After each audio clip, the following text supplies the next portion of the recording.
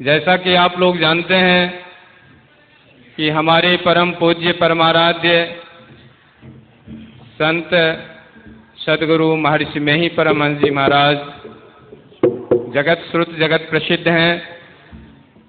उनके परम शिष्य वर्तमान आचार्य संत सद्गुरु महर्षि संत सेवी जी महाराज आप लोगों के बीच मंचासीन हैं। आप परम गुरु भक्त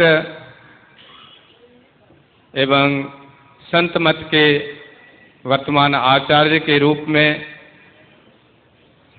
संत मत की विशद व्याख्या करते रहे हैं। संत मत के प्रचार प्रसार में आपका योगदान सर्वोपरि है।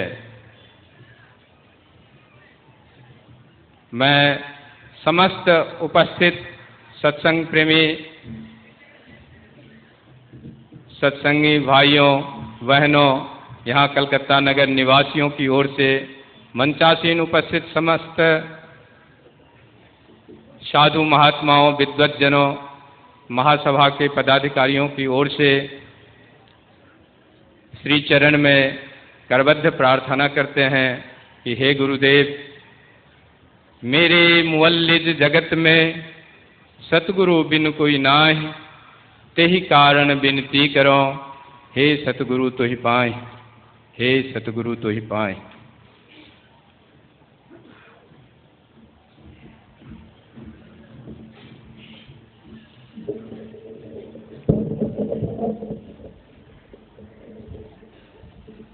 बोलिए प्रेम से श्री सद्गुरु महाराज की जय। बोलिए प्रेम से श्री सद्गुरु महाराज की जय। परमाराध्य सद्गुरु हमारे बीच पधार चुके हैं। मंगलाचरण भी हो चुका है। सारे कार्यक्रम आवाज गति से चल रहे हैं। अब अन्य जो कार्यक्रम होगा वह अपराह्न वेला में होगा। अब मैं परमाराध्य देव प्रातः स्मरणीय परम पूज्यपाद संत श्री संत सेवी जी परमहंस जी महाराज जी से मैं अनुरोध करूंगा कि अपने पीयूष वाणी से हमें उद्वेलित करें। बोलिए प्रेम से श्री सद्गुरु महाराज की जय। विश्व का प्राचीन ग्रंथ वेद है।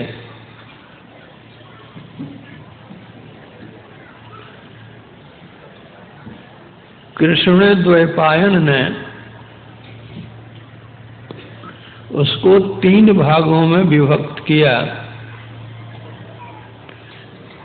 ऋक्साम यजुरेव च,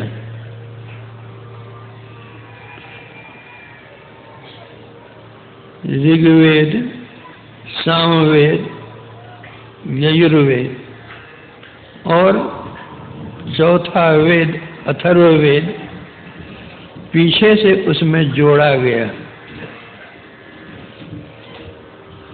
पुनः वेद को 2 भागों में विभक्त किया गया।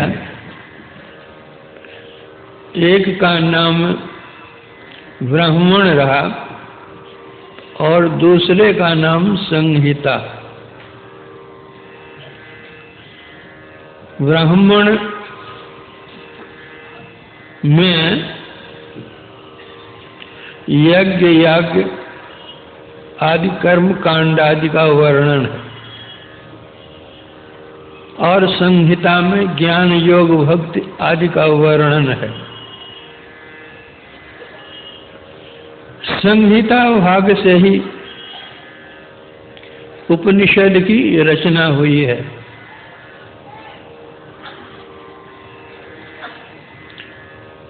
उसमें एक मंत्र आया है, नायमात्मा बलहीनेन लभ्यो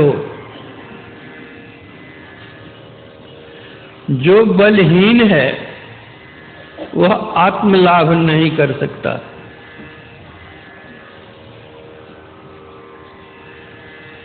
इसका अर्थ यह नहीं हो जाता है कि जो पहलवान है वह आत्मलाभ करेगा।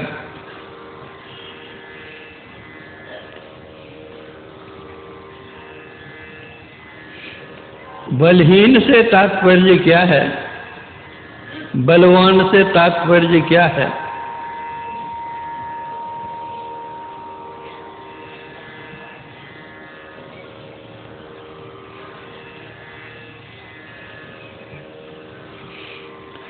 शुद्ध सात्विक संतुलित आहार, उचित व्यायाम से शारीरिक बल बढ़ता है। सद्ग्रंथों के श्रवण मनन अध्ययन से मनोबल बढ़ता है। अंतः साधना अंतर्ज्योति और अंतर्नाद की करने से आत्मबल बढ़ता है। इस सत्संग का आयोजन करने का तात्पर्य यही है। हमें तीनों बल की आवश्यकता है। शारीरिक बल भी हो, मानसिक बल भी हो और आत्मबल भी हो। आप लोगों को बताया गया है, जताया गया है, ज्ञात कराया गया है कि यहाँ सत्संग होगा। सत्संग क्या चीज है? सत्संग किसको कहते हैं?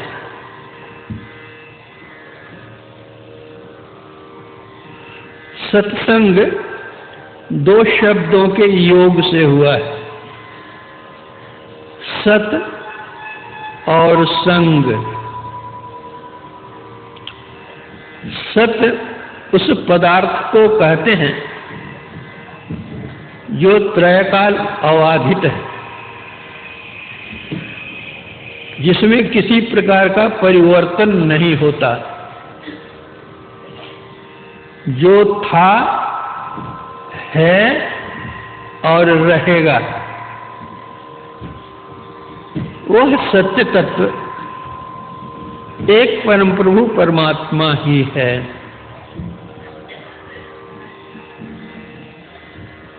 उनका संग हो, यह सत्संग कहलाता है। किंतु यहाँ जितने हम लोग एकत्रित हैं, ब्रह्म के दर्शन तो हम नहीं कर पा रहे हैं, उनका संग तो नहीं हो रहा है, फिर सत्संग की संज्ञा क्यों?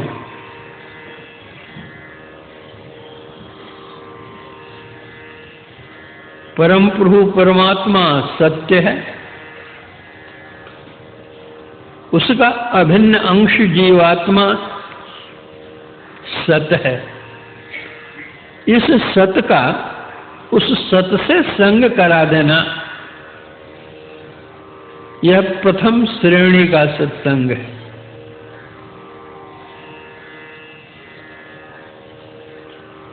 जब तक यह संग नहीं हुआ है, कोई संत हैं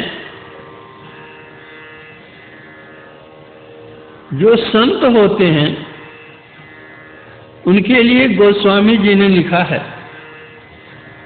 कैसे होते हैं? सोई जानहि जेहि देहि जन आई, जानत तुम ही होई जाई। उस ब्रह्म को पाकर वे भी ब्रह्मवत हो जाते हैं। कबीर साहब ने कहा है, परम पुरुष की आरसी संतों की ही देह, लखा जो चाहे अलख को इन्हीं में लख ले। ब्रह्म निर्गुण निराकार हैं, संत सगुण साकार हैं, किंतु उन्हीं का प्रतीक है। इसलिए संतों का संग सत्संग कहलाता है और यह द्वितीय श्रेणी का सत्संग है। किंतु संत कौन हैं, इसकी पहचान के लिए हमारे पास कोई मीटर नहीं है। वास्तविक बात तो यह है कि जो संत होते हैं वे ही संत की पहचान कर सकते हैं।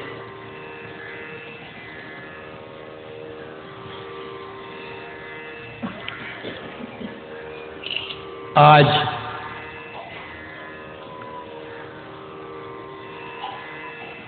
ईसाई धर्म का देखिए कितना प्रचार है, लेकिन जिस समय प्रभु ईसा मसीह हुए थे उनको कितना कष्ट दिया गया, प्राण दंड तक दिया गया। और आज ईसाई धर्म चल रहा है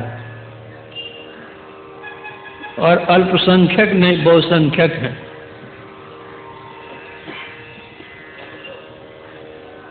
इस्लाम धर्म चल रहा है, उसके प्रवर्तक हजरत मोहम्मद साहब थे, लेकिन उनको कितना कष्ट दिया गया,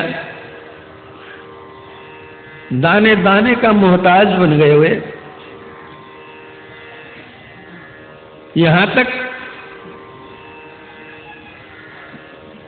उनके जान जाने की नौबत भी आ गई तो वे मक्का से मदीना चले गए। 10 वर्ष बाद वे लौटे।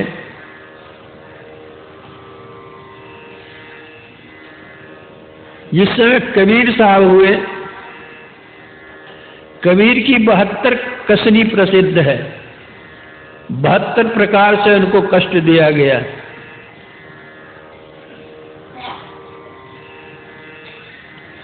सिख धर्म को पढ़िए, नानक पंथ को, उन गुरुओं को कितने कितने कष्ट झेलने पड़े हैं। मीराबाई को जहर का प्याला पिलाया गया, शम्स तबरेज की खाल खींच ली गई। जिससे वे संत होते हैं उनकी पहचान हम नहीं कर पाते हैं। उनको कष्ट देना, गाली देना, जान मार देना, उनकी पलटू साहब को आग में झोंक दिया गया, यह जानते हैं, लेकिन संतों की पहचान नहीं कर सकते हैं। कौन संत है, नहीं संत है। तो दूसरी श्रेणी का सत्संग कैसे हो? तो आज जिनको हम संत कहते हैं, कुछ दिनों के बाद उनके संबंध में कुछ और बातें सुनने को मिल जाती हैं, जिससे उनके प्रति भी घृणा हो जाती है। फिर हम कैसे विश्वास करें कौन संत है, किनका हम संग करें। इसलिए अगर द्वितीय श्रेणी का सत्संग हम नहीं कर सकते हैं, तो जो पहले संत हो चुके हैं उन संतों की जो सतवाणी है, उन सतवाणी का हम संग करें, यह सत्संग है। और यह तृतीय श्रेणी का सत्संग है। पहले हम तृतीय श्रेणी का सत्संग करें, फिर सौभाग्य से द्वितीय श्रेणी का भी होगा और उनसे सद्ज्ञान प्राप्त कर, सद शिक्षा दीक्षा ग्रहण कर हम प्रथम श्रेणी का भी सत्संग कर पाएंगे। अभी हम लोग जो सत्संग करने के लिए बैठे हुए हैं, यह तृतीय श्रेणी का सत्संग है।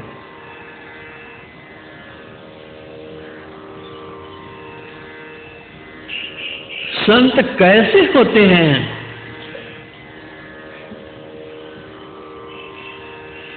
खट विकार जित अनघ अकामा, अचल अकिंचन शुचि सुख धामा, अमित बोध अनीह मित भोगी, सत्य सार कवि कोविद योगी।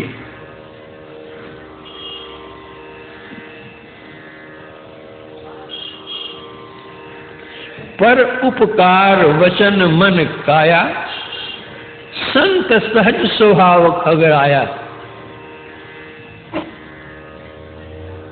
संत खट विकार के शिकार नहीं होते। खट विकार जिनके अधिकार में रहता है वे संत होते हैं, निष्पाप होते हैं। झूठ, चोरी, नशा, हिंसा, व्यभिचार, इन पंच पापों से वे विरत रहते हैं, कामना रहित रहते हैं।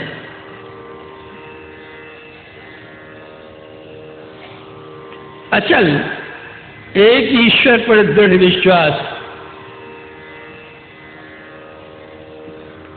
उसको कोई टाल नहीं सकता।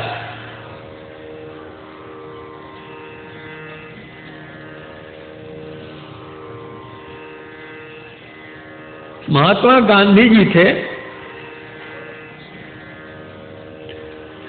उनके साथ में एक जर्मन रहता था।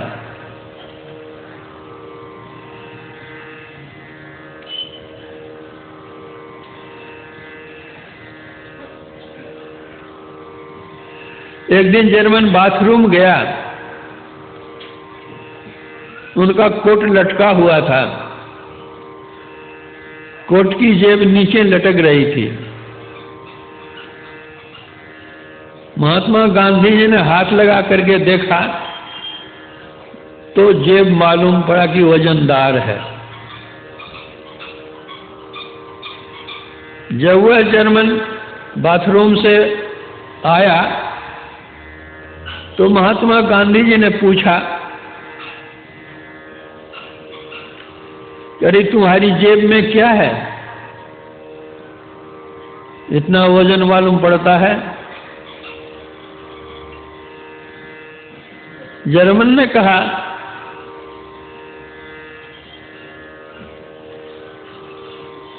कि आपको मालूम नहीं है, कुछ लोगों ने आपका पीछा कर रखा है, कभी भी आपके ऊपर वार कर सकता है, उसी के बचाव के लिए मैंने पिस्तौल रखा है अपनी जेब में।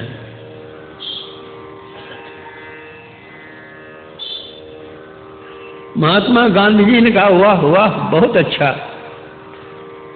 इतने दिनों तक तो मुझे निर्गुण निराकार भगवान में विश्वास था, लेकिन अब सगुण भगवान ही हमारे सामने आ गए रक्षा करने के लिए, अब मुझे क्या चाहिए? जल्दी से जेब से निकाल करके फेंको इसको।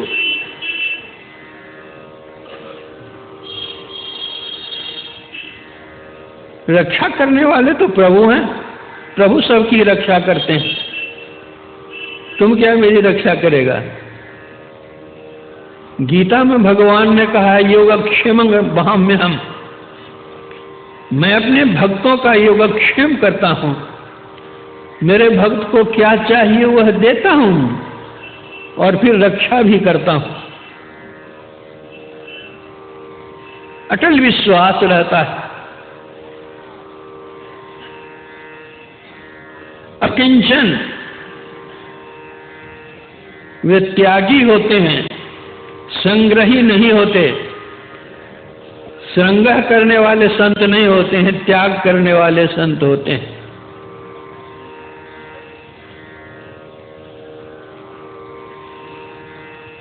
पंजाब में एक महात्मा हुए स्वामी रामतीर्थ।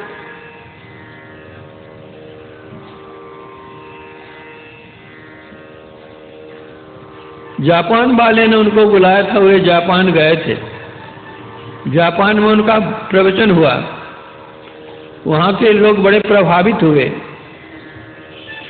अपने पास में वे कुछ रखते ही नहीं थे। वहाँ के लोगों ने पूछा, आप कहाँ जाइएगा? कहा, यहाँ से मुझे अमेरिका जाना है। वहाँ के लोगों ने हवाई जहाज का टिकट कटा दिया अमेरिका का। अमेरिका आए, एयरपोर्ट पर एक सज्जन ने पूछा, आप अमेरिका में कहाँ ठहरेंगे? उनका मुझे मालूम नहीं। कितने दिनों तक ठहरेंगे? कहा, मुझे मालूम नहीं।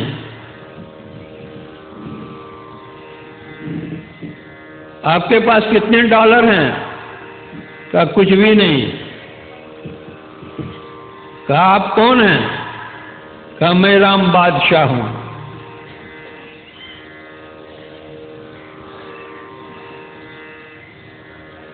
तो उन्होंने कहा कि आप अपने को बादशाह कहते हैं और आपके पास कुछ भी नहीं?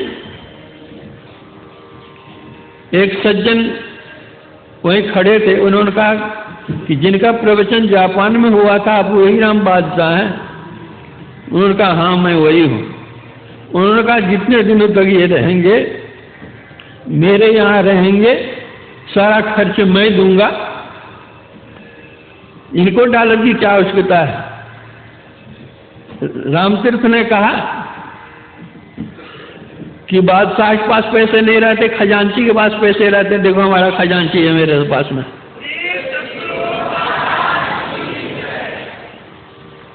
अचल अकिंचन, संग्रही नहीं होते, शुचि पवित्र होते हैं, तन से, मन से, वचन से, काय से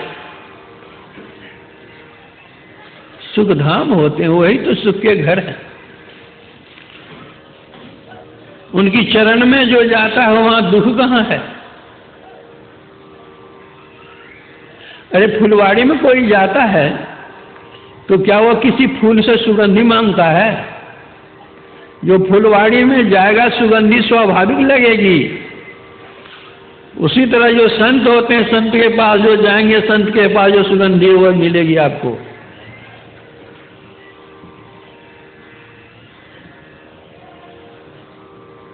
सांचो उपदेश देत, भली भली सीख देत, समता सुबुद्धि देत, कुमति हरतु है, मार्ग बताई देत, भाव हु भगति देत, प्रेम की प्रतीति देत, अभरा भरतु है, ज्ञान देत, ध्यान देत, आत्म विचार देत, ब्रह्म को बताई देत, ब्रह्म में चरतु है, सुंदर कहत जग संत कछु लेत नाही, निस्दिन संत जन देवो ही करतु है।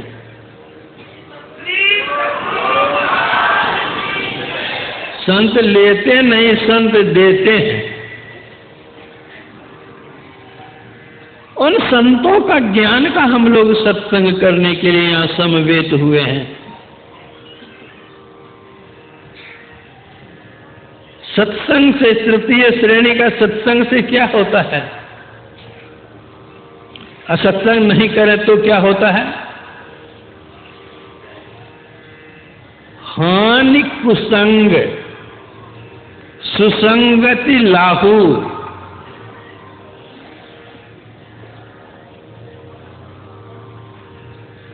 हानि होती है कुसंग से, और सुसंग से लाभ होता है।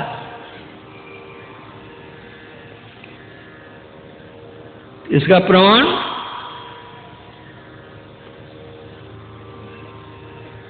गगन चढ़ई रज पवन प्रसंगा, कीचई मिलई नीच जल संगा।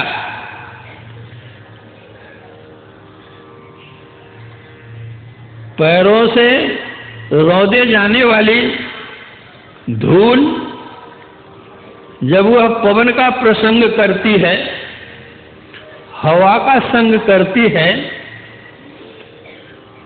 तो वह नीचे रहने वाली धूल गगनगामिनी हो जाती है,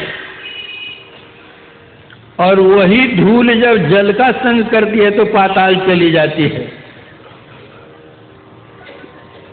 उसी तरह जो संतों का संग करते हैं तो गगनगामिनी सुरत हो जाती है, अर्थात परम पुरुष परमात्मा तक वे पहुंच जाते हैं, और कुसंग करते हैं तो किस पाताल को जाते हैं ठिकाना नहीं। इसलिए यह तृतीय संग श्रेणी का सत्संग यह भी बहुत लाभदायक है। मूल यहां से ही है। जब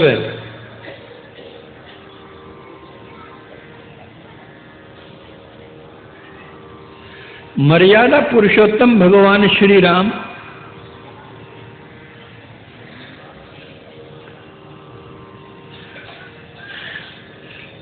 लंका विजय कर सीता जी का उद्धार कर अयोध्या लौटे, सिंहासन पर विराजमान हुए,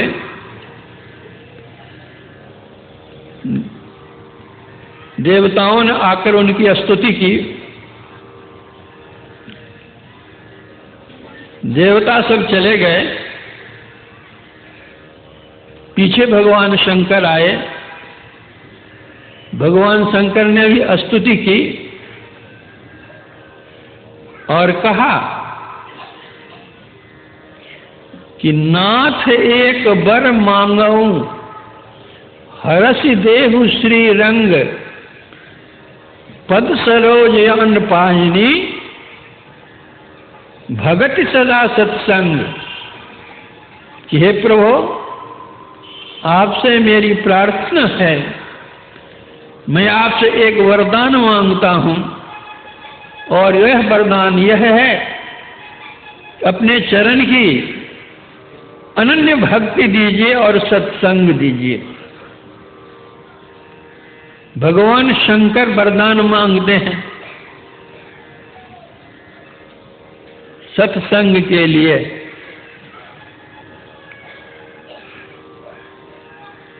गोस्वामी तुलसीदास जी महाराज जी ने भी श्री रंग की ही संज्ञा दी है और सत्संग को श्री रंग का अंग बतलाया है। देहि सत्संग निज अंग श्री रंग, भव भंग कारण शरण शोक हारी। यह सत्संग क्या है? श्री रंग का अंग है।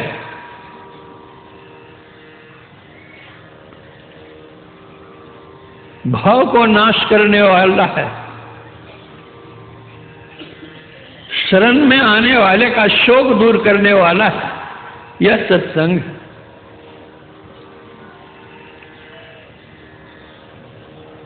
श्री रंग का अंग किस तरह है? उसको अगर छोड़ दिया जाए तो क्या हो?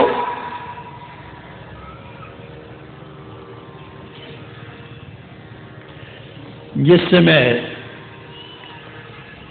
मर्यादा पुरुषोत्तम भगवान श्री राम लंका जाने के लिए समुद्र पर पुल बनवा रहे थे। बंदर भालू सब पत्थर वृक्ष आदि ला लाकर जल पर रखते थे। नल नील दो उनके मुख्य कारीगर थे। पानी पर पहाड़ लाला करके रखा जाता था और वह पानी पर वैसे ऊपर में ही रह जाता था। वृक्ष रखा जाता था, वह वृक्ष भी ऊपर ही रह जाता था, डूबता नहीं था। बंदर भालुओं को देख करके बड़ा आश्चर्य हुआ कि इतना वजन का पहाड़ और वृक्ष हम लोग लाला करके देते हैं और नल नील जहां रखता है वह ऊपर ही रह जाता है, डूबता नहीं है। कुछ बंदर भालू चले गए भगवान राम के पास और कहा, प्रभु बड़ा आश्चर्य दिखता है। कहा क्या? कहा नल नील जो पत्थर पहाड़ गाछ रखता है पानी पर वह डूबता नहीं है, ऊपर में ही रह जाता है। तो भगवान राम तो भगवान ही थे, लीलाधारी थे। उनके कौतूहल को बढ़ाते हुए वे कहते हैं कि अरे सुनी हुई बात कहते हो कि देखी हुई बात कहते हो? ऐसा भी कहीं हुआ है कि पहाड़ को रखा जाए पानी पर और डूबे नहीं? कहा भगवान अपनी आंखों से देखी हुई बात कह रहा हूं ना, चलिए ना आप भी देखिए ना। भगवान राम का चल चल देखें। आए भगवान राम, वैसे नल नील लगता है पहाड़ और पानी पर ही टिक जाता है, डूबता नहीं है। तो भगवान राम ने कहा नल नील ये क्या बात है कि जो पहाड़ और पत्थर और वृक्ष को तुम पानी के ऊपर रखते हुए डूबता नहीं है, ऊपर ही रहता है? नलनील ने कहा कि प्रभु यह तो आपकी महिमा है, जो ये पहाड़ पानी पर तैर रहा, नहीं तो पहाड़ कहीं पानी पर तैरता है। तो भगवान राम ने कहा अगर मेरी महिमा से तैरता है यह, तो मैं अगर पत्थर रखूं अभी तो तैरेगा। तो नलनील ने कहा कि हाथ कंगन के लिए आरती क्या, एक पत्थर लेकर देखिए। किसी बंदर ने एक पत्थर का टुकड़ा दे दिया भगवान के हाथ में। भगवान उस पत्थर को लेकर के पानी पर जैसे रखते हैं, गड़गड़ा करके नीचे चला जाता है। तो भगवान राम ने कहा कि तुम तो हमारी महिमा बतला रहे थे, हमारी महिमा से तैर रहा है, आइए देखो छोटा सा पत्थर का टुकड़ा चला गया पानी में। तो श्लेष अलंकार में नलनील ने कहा भगवान यह तो जड़ पत्थर है, ब्रह्मा अगर आपके हाथ से चला जाए तो कहाँ रसातल को जाएगा ठिकाना नहीं, पत्थर को कौन पूछता है? तो यह सत्संग भगवान का निज अंग है। इस निज अंग को जो छोड़ देगा वो कहाँ जाएगा, उसका कोई ठिकाना? इसलिए सत्संग करने के लिए प्रेरणा दी जाती है, सत्संग करो। सत्संग नित प्रति कर ले भाई, तेरा बनत बनत बन जाई। जो भी तुम्हारा बिगड़ा हुआ वो बनते बनते बन जाएगा। सत्संग करो, लेकिन किस तरह सत्संग करो? सत्संग करना मन तोड़, शरण संतन की, अंदर अभिलाषा रहे रहे चरणन की। संसार की ओर से मुख को मोड़कर सत्संग के वचनों में अपने को जोड़ दो। किसी ने पूछ दिया कि नित्य प्रति दर्शन साधु के और साधु के संग, कहो तो कौन वियोगते ना लागा हरि रंग। रोज तो साधु का संग करते हैं, साधु के दर्शन भी करते हैं, फिर उसका रंग उस पर नहीं चढ़ता है, इसका कारण? तो जवाब दिया कि मन तो रमे संसार में, तन साधु के संग, तुलसी या ही वियोगते ना लागा हरि रंग। तन तो रहता है सत्संग में, अब मन रहता है बाजार में, दुकान में, घर में, परिवार में। तो सत्संग का रंग कैसे लगेगा? एक बाल्टी है, बाल्टी में रंग घोल करके रखिए आप, कपड़ा रंगना है। जब बाल्टी में वह कपड़ा पड़ेगा तब तो बाल्टी का रंग लगेगा। अब बाल्टी के बगल में पड़ेगा कपड़ा तो क्या लगेगा? उसमें मिट्टी लगेगी और क्या लगेगी? उसी तरह मन तो हमारा जहां था घूमता है, तन सत्संग में रहता तो लाभ क्या होगा? जहां मन वहां हम। दो मित्र थे, कहीं भगवत कथा हो रही थी।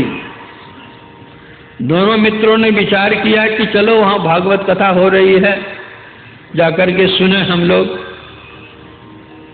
बहुत अच्छी बात है, भगवत चर्चा होती है। दोनों मित्र चले, रात का समय था, पैदल ही जा रहे थे। रास्ते में वर्षा हो गई।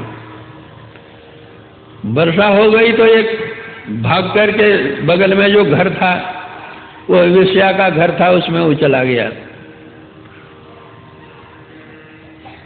दूसरा उसका साथी कहा कि शरीर कागज का तो नहीं कि गल जाएगा, कपड़ा भींग जाएगा तो भींग जाएगा, वहां जाकर भगवत चर्चा तो सुनेंगे, फिर कपड़ा सूख जाएगा। चला गया वहां जहां राम कथा होती थी, वहां चला गया। एक है वेश्यालय में और दूसरा है जहां पर भगवत चर्चा हो रही है वहां। अब जो वेश्यालय में है उसके मन में होता है कि ओहो, मेरा मित्र कितना अच्छा है कि चला गया, वह जाकर के सत्संग सुनता होगा, भगवत चर्चा का लाभ लेता होगा, हम ही अभागा कहाँ हम रुक गए यहाँ पर, यहाँ हमको नहीं रुकना चाहिए।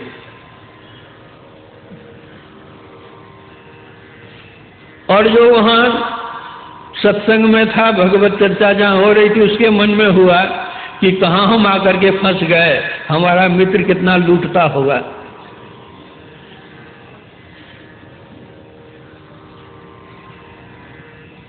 दोनों की दो स्थिति है, शरीर दोनों का छूटता है। तो जो वेश्यालय गया था उसको स्वर्ग होता है, जो सत्संग में गया था उसको नरक होता है। धर्मराज से पूछा कि हम तो सत्संग किए हैं, हमको नरक क्यों? कहा तुम्हारा तन था सत्संग में और मन था वेश्यालय में, और उसको स्वर्ग इसलिए कि उसका शरीर वेश्यालय में था, मन सत्संग में था।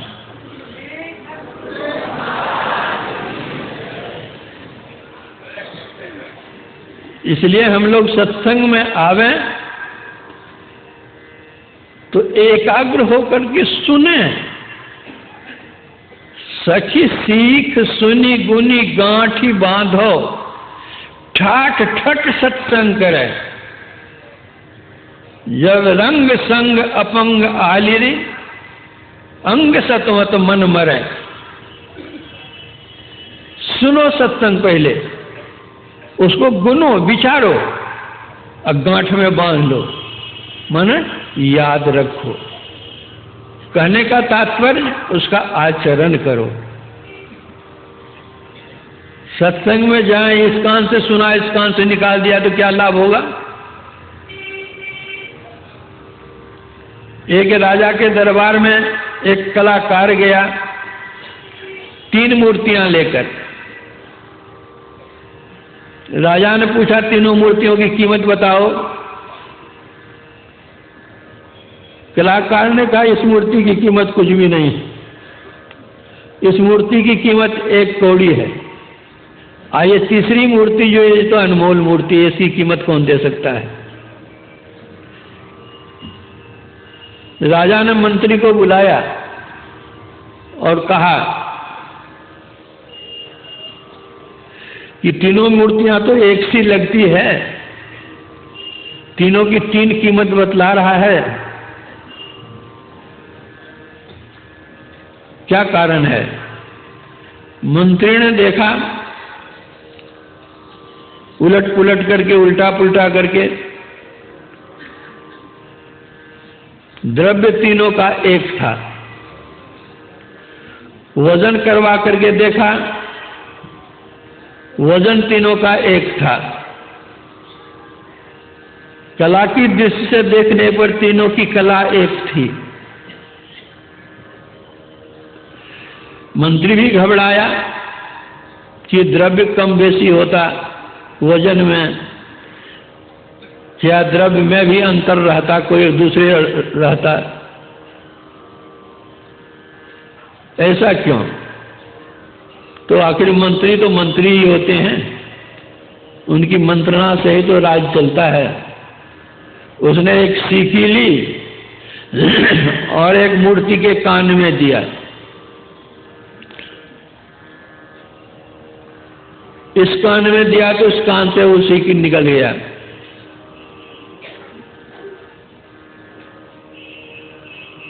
दूसरी सीकी ली, उसके कान में दिया तो वो सीकी कान से घुस करके मुंह हो करके निकल गई। तीसरी मूर्ति के कान में दिया तो सीकी कान से घूर करके हृदय की ओर चली गई। मंत्री ने कहा, राजन तीनों की कीमत ठीक है। एक आदमी वह होता है जो इस कान से सुनता है, इस कान से निकाल देता है, उसकी कीमत कुछ भी नहीं है। तो वही यह मूर्ति है।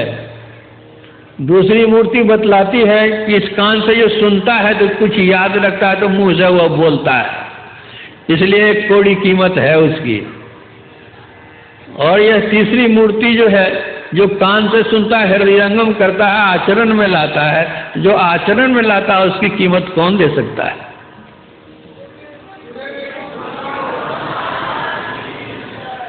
तो वही संत तुलसी साहब कहते हैं कि सुनो, गुनो और उसको बांध करके रखो, आचरण करो, तुम्हारा कल्याण होगा। सठ सुध रही सत्संगति पाई, पारस परसी कुधात सुहाई। जो सठ है वो अभी सत्संग से सुधर जाता है। गोस्वामी जी कहते हैं, मति कीरति गति भूति भलाई, जब जेहि जतन जहां जेहि पाई, सो जानो सत्संग प्रभाव, लोको वेदन आन उपाऊ।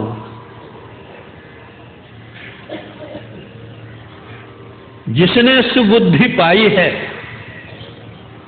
जिसने जस प्राप्त किया है, जिसको शुभ गति मिली है, जिस जो विभूतिमान है,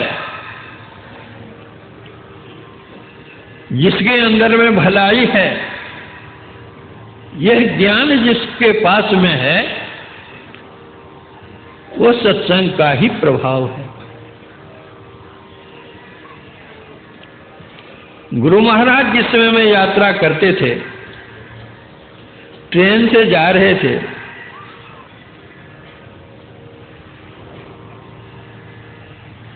बाराहाट एक स्टेशन है, स्टेशन पर गुरु महाराज बैठे हुए थे ट्रेन की प्रतीक्षा में,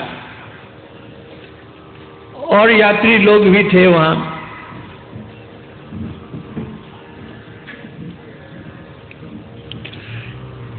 कुछ पढ़े लिखे लोग गुरु महाराज के पास आ गए और कहा, महाराज जी आप सत्संग करते हैं, लोगों को सत्संग सुनाते हैं, सत्संग से क्या लाभ होता है, सो हम लोगों को भी कुछ सुनाइए।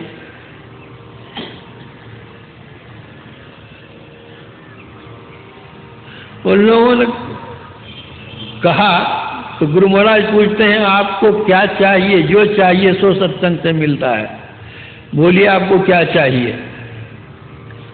उन लोगों ने कहा, हम लोग तो गृहस्थ हैं, हमारी चाहना कितनी है सो कौन कहे, चाहने का हमारा ठिकाना ही नहीं है, क्या आपको बतलावें?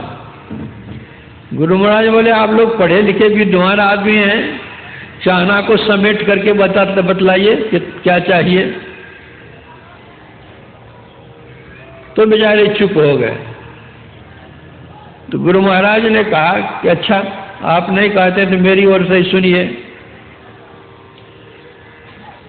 आपको सुबुद्धि चाहिए या कुबुद्धि चाहिए?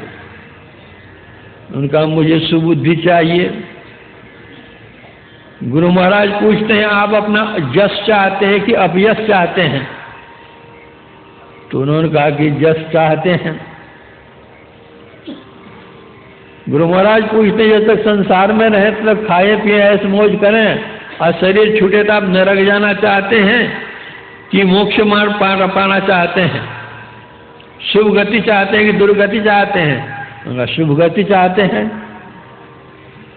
तो गुरु महाराज पूछते हैं कि आप संसार में ऐश्वर्यवान होकर के रहना चाहते हैं कि दरिद्र होकर रहना चाहते हैं? का ऐश्वर्यवान होकर रहना चाहे। गुरु महाराज पूछते हैं, आप संसार में अपनी भलाई चाहते हैं कि बुराई चाहते हैं? उनको भलाई चाहते हैं। तो गुरु महाराज कहते हैं कि देखिए, गोस्वामी जी ने कहा है, मति कीरति गति भूति भलाई, जब जेहि जतन जहां जेहि पाई, सो जानव सत्संग प्रभाऊ, लोको वेदना आन उपाऊ। ये 5 चीज मिल जाए तो छठी और क्या चाहिए? बोला और कुछ नहीं चाहिए।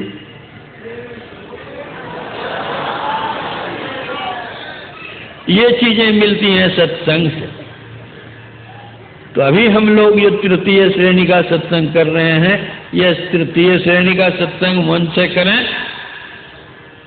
फिर अवसर आएगा कि द्वितीय श्रेणी का भी हम लोगों को सत्संग मिलेगा और उनसे जो सत्शिक्षा दीक्षा मिलेगी उसका हम लोग आचरण करेंगे तो प्रथम श्रेणी का जो सत्संग है वह भी लाभ होगा। इसलिए पहले हम नींव को मजबूत करें, फिर आगे बढ़ें। इसलिए इस सत्संग के द्वारा ज्ञान योग युक्त भक्ति का प्रचार होता है।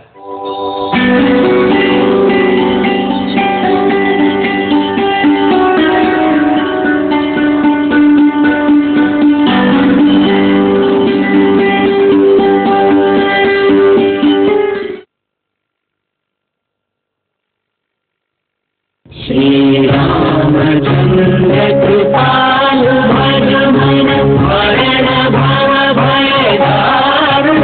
श्री रामचंद्र कृपालु भज मन हरण भव भय दारुण। कंज लोचन कुंज पर कंज पर कंजारुण। श्री रामचंद्र कृपालु भज मन। सात्विक आहार क्या हो, कैसा? भोजन बनाते समय किन किन बातों का ध्यान रखना आवश्यक है? स्वादिष्ट और सात्विक आहार कैसे बनाएं? इन्हीं सब बातों के बारे में जानकारी प्राप्त करेंगे हम अपने कार्यक्रम सात्विक आहार में।